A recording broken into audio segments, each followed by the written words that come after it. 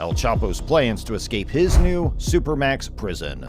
El Chapo, the renowned drug kingpin, is back in the news as reports of a daring escape plan coordinated by the Sinaloa cartel spread.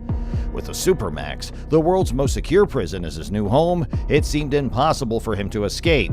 But what if we told you that the Sinaloa cartel has a secret plot to free the kingpin? Join us as we unravel the enigma of El Chapo's possible escape and discover whether the world's most sought criminal will ever be free again. El Chapo in Supermax prison. How has El Chapo been living inside this crazy Supermax prison?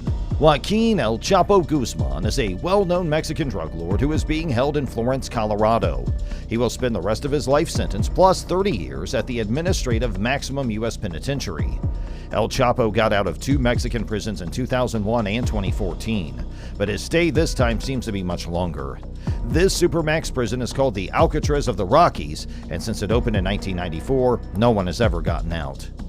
El Chapo, who is 62 years old, got his life sentence 2 days before he went to the facility.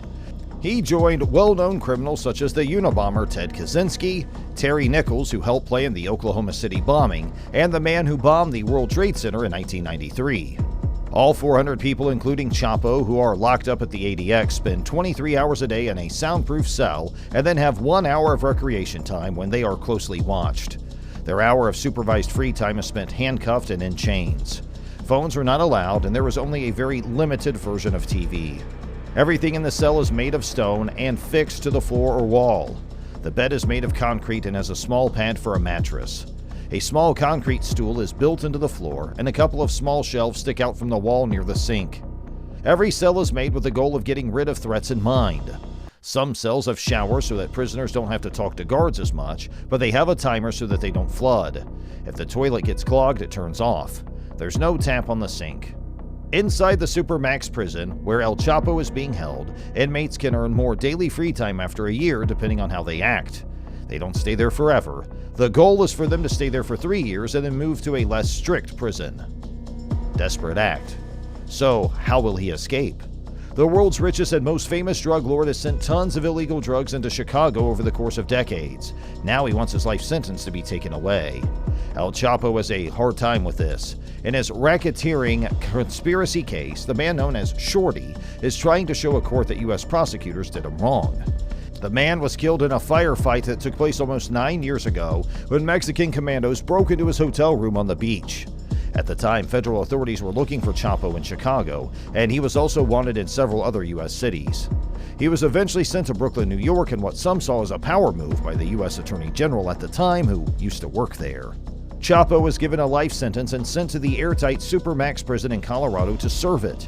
From there, the drug kingpin filed a new request with the court, asking to be freed or tried again. The strange thing is that El Chapo Guzman himself signed the document, not an attorney. Gil Suffer, a former federal prosecutor who is now a legal analyst, said that he probably has some advice for them going on behind the scenes, but at first glance, it looks as if he is applying for it himself.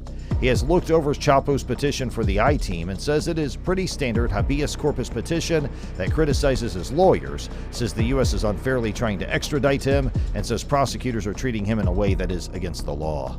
Plan for escaping the Supermax prison. Now the question is, how will El Chapo escape the Supermax?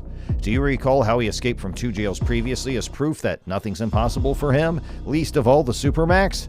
So let's get into all the factors that can help him escape from the ADX Florence. One of the factors that can be considered is El Chapo's tricks. Who can be a better actor than El Chapo? If he can get away with his tricks, he can act brilliantly. Did you know that allowing an inmate to die naturally is the quickest way to endanger a lawsuit, which is extremely normal because detainees are not given sufficient medical treatment?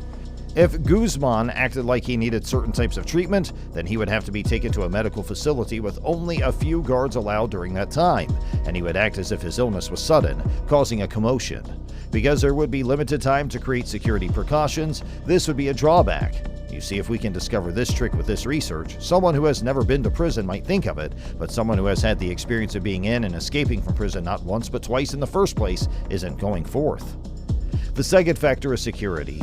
The security hazards associated with access to attorneys and medical professionals, whether it's the lawyer, the doctor, or the nurses. No one is allowed at the facility where convicts are initially housed. Instead, it's an inmate who must be brought to them. As a result, he gets transferred from his current location to another and is left there. There's a good likelihood that El Chapo will use this opportunity to run or commit some heinous crime in order to escape prison. The next factor could be the pursuit of an opportunity. Do you know why brutal prisons such as the French Devil's Islands and Soviet gulags were so effective? Because the prison staff lived near the prison or on the premises, and they had a vested interest in keeping everything secure and protected. However, at the ADX prison, employees live up to 100 miles away, and the area does not provide a large number of employment opportunities, resulting in limited concern about the facility when employees are not on their shifts. Let us tell you something else. El Chapo made nearly $1 billion as the boss of the Sinaloa cartel and was once the 10th richest man in Mexico. While we do not condone his criminal actions, he was living the good life before being in prison for life. This can be judged by all the fancy and ridiculous items he spent money on. Perhaps he can use them to look out for weaker staff members at the Supermax and abuse them for his purposes. The fourth one could be the not-so-perfect infrastructure. We're not hiding anything here, and we'll be honest. The government has limited resources as well, so don't expect everything to be picture-perfect during the prison's construction. For likely, faults were made at some point, and if that was not the case, every building, including ADX, requires maintenance. The repairs are so substantial that shutting down the prison would be necessary, or they are being nursed in the hopes that they would not be detected or hinder key operations due to the facility's low budget. Repairs inside maximum security can only take place during a breakdown, and a clever criminal like El Chapo, who has the wealth to pay for information and the ability to spot those flaws, could potentially take advantage of such a situation. Prisoners have plenty of time to look for flaws in infrastructure and procedures. And now the last one. As soon as someone states unequivocally that escape is impossible, someone will attempt it. One of the disadvantages of a facility is the staff's overconfidence. They believe that because there has never been an escape or no one has broken into or out of it in the past, there will be no such incident in the future. Alternatively, the staff of the Supermax is complacent, including the management and administrative staff, who are overconfident about their security measures. The public is meant to be wary, but they are prone to believing the hype. To be honest, you can't state that there isn't an escape-proof strategy without getting egg on your face if someone pulls it off. All I can say is, the longer ADX goes without an escape, the less likely it will be prepared for one. When this happens, there is always the possibility that there may be enough concurrent errors by some guards that a prisoner like Guzman will be able to force his way out. The convicts of ADX Florence are not sent out. When they are older, unlike other security prisons, the donors thoroughly check their captives, so El Chapo, who can do anything, can escape skillfully, and the ADX Florence is not secure for any prisoner inside. Hey, thanks for watching. Don't forget to like, comment, and subscribe for more content like this. And if you have any suggestions or questions, leave them in the comments below. And if you enjoyed this video, be sure to hit that thumbs up button. And we'll see you in the next one.